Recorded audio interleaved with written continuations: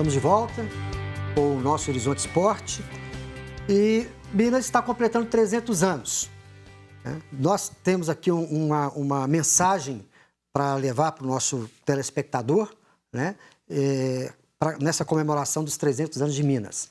Uma terra cheia de histórias, de cultura, de tradição, mas também do inovador e do surpreendente. São 3 séculos contando para os outros que a gente trabalha em silêncio, mas falando alto com a força da nossa gente, da nossa indústria, da nossa pesquisa e da tecnologia. Quando a gente encontra problemas, desafios, como esses que estamos vivendo em 2020, Minas enfrenta e se fortalece para o futuro. Afinal, Minas são muitas e todas elas cheias de coragem. Em Minas, a gente não separa, a gente aproxima. Todo mineiro tem esse amor pela liberdade que já começa na bandeira e que acompanha a gente a vida toda. Faz parte da nossa identidade.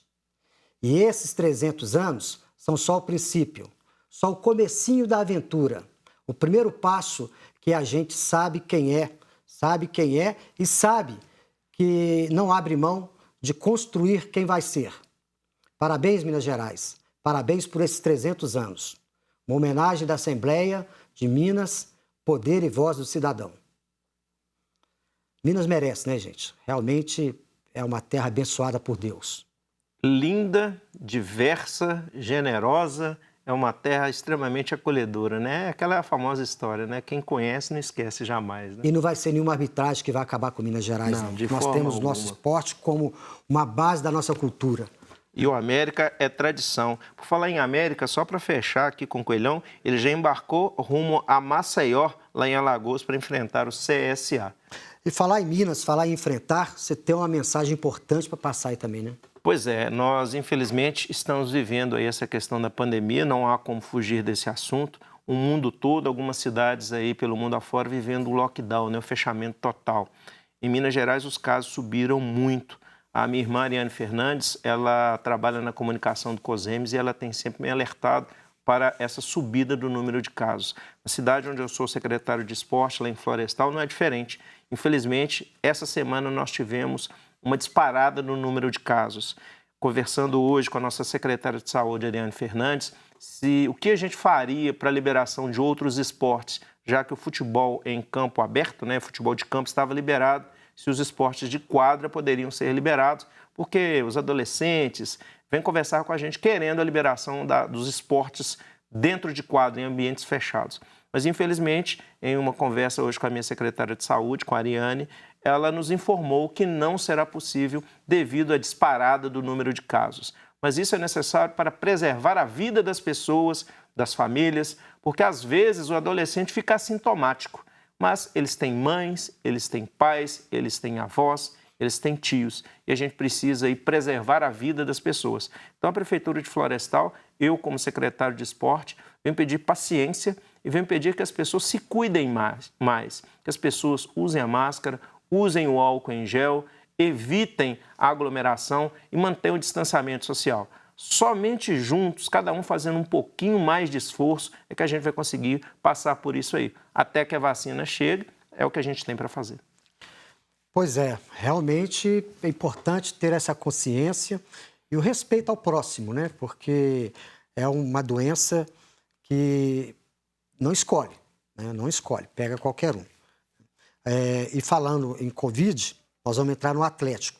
O Atlético terá, gente, 7 titulares à disposição novamente no jogo contra o Internacional no domingo, né?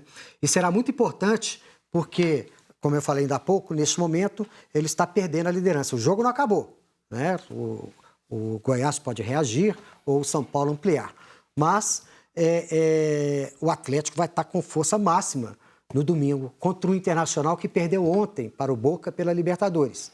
O clube está com atletas em recuperação, com atleta também com Covid afastado e vive um momento tenso. Então, ou seja, um adversário que chega, de certa forma, bastante debilitado para enfrentar o Atlético.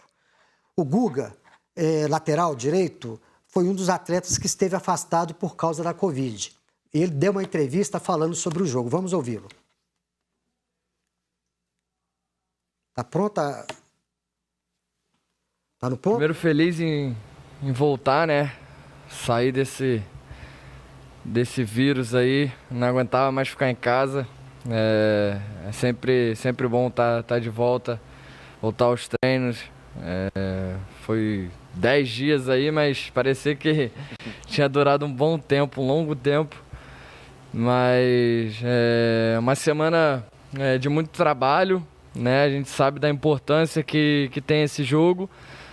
Acho que daqui para frente todo jogo tem sua importância, tem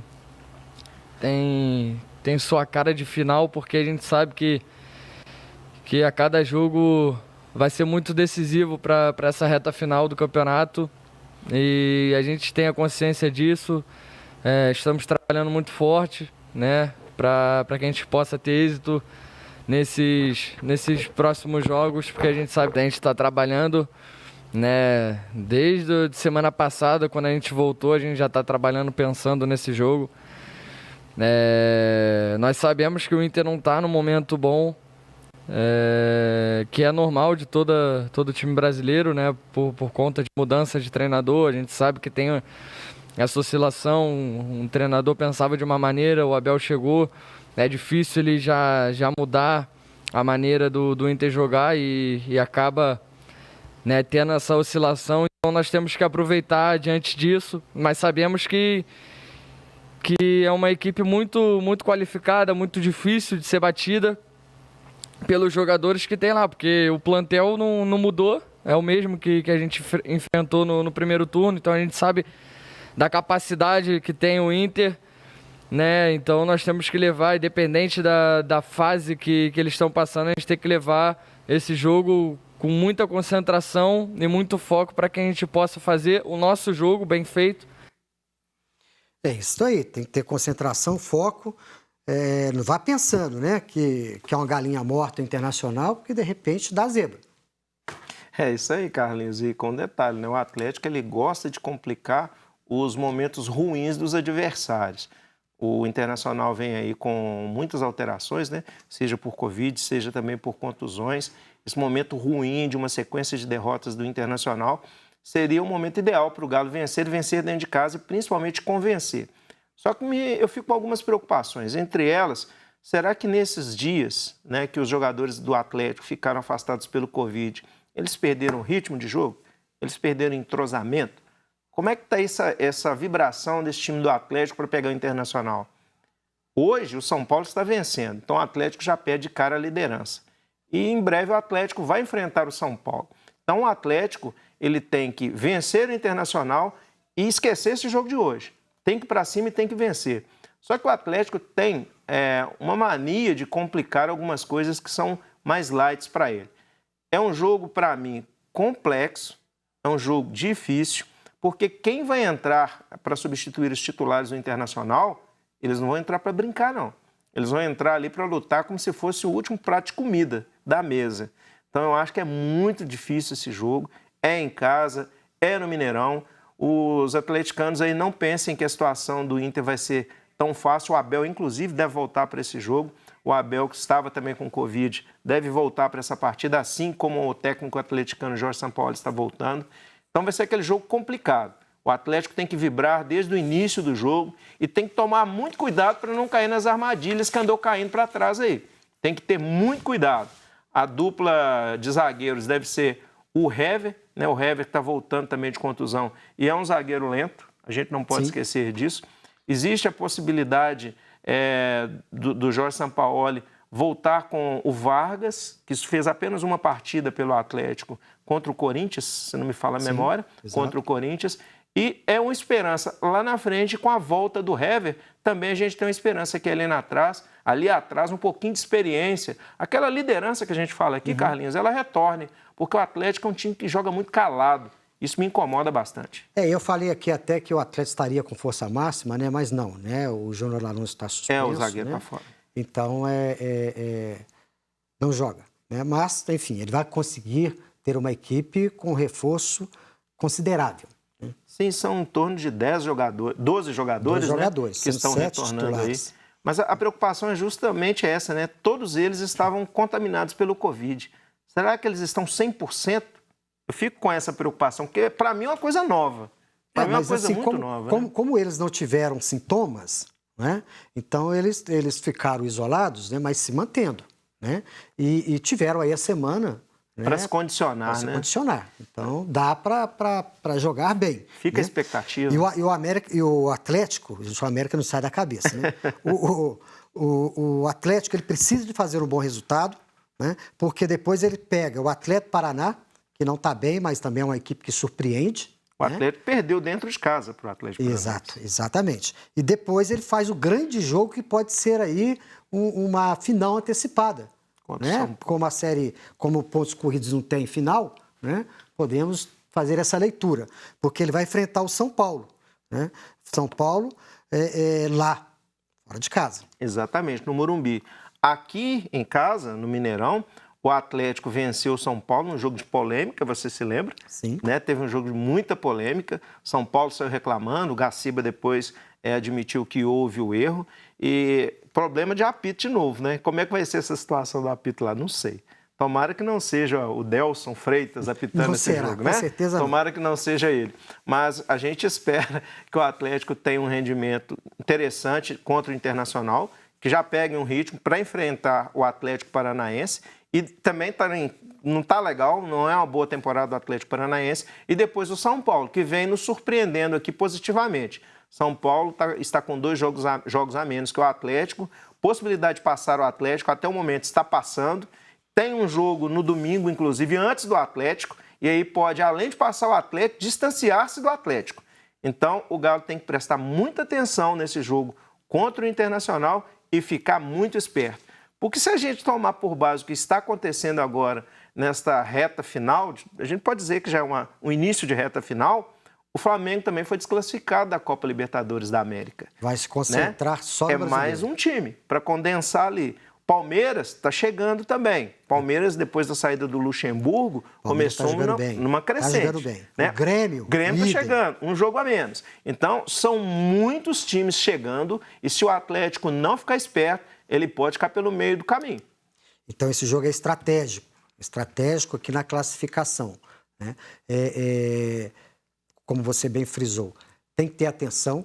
Né? O Sampaoli precisa colocar essa equipe de uma maneira bem organizada para que ele depois não tenha que sair fazendo aquelas mudanças para corrigir, né, algumas loucuras que ele faz. Né? Porque às vezes ele comete erros iniciais e depois tem que trocar a equipe, fazer as trocas para colocar o time no lugar. Exatamente. E tem um detalhe, né, Carlinhos, e a você, telespectador, o Atlético ele está se pautando por ter maior domínio de bola, maior posse de bola. E nem sempre isso tem dado resultado para o Atlético. Quando ele altera um pouquinho o esquema tático, tem conseguido obter melhores resultados. Então, o Sampaoli, eu acho que ele teve um bom tempo para refletir em casa, um tempo legal para refletir. Todos os erros que ele cometeu e alguns jogos, eu imputo a ele as derrotas para ver aquilo que ele fez certo, aquilo que ele fez errado, para colocar uma equipe com um esquema um pouco ofensivo, mas também que se preocupe com a parte defensiva, porque ali as laterais do Atlético, o meio do Atlético, ficava com grandes buracos. Aí a situação complicava, toma 1, 2 gols, não dá tempo mais de recuperar, não. Você falou do Palmeiras aí, e o Palmeiras arrasou o Delfim ontem na Copa Libertadores. Cumpriu a obrigação, né? Mas cumpriu, né, assim, excessivamente. Meteu 5 no Delfim, brincando.